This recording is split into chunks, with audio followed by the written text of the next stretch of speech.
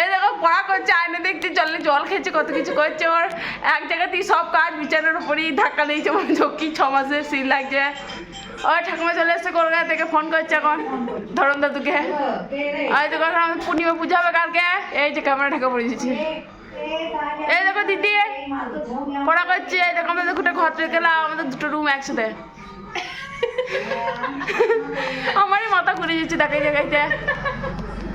এই দেখো এখানে হাই কর, দিদি খানে হাই কর। আমরা পড়াশোনা করার জন্য চাকরি পাস, চাকরিটা পেতে হবে আর পয়সাটা ইনকাম করে। আমার মাথা চুল করতে লেগেছে।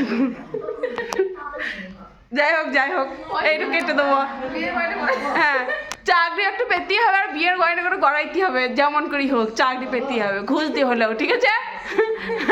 তাহলে আজকের মতো এখানে শেষ করছি ব্লগটা। আমার চুলটি কেমন সুন্দর লাগছে বললে সবাই। ও এসে আর থামাইতেই পারছে না।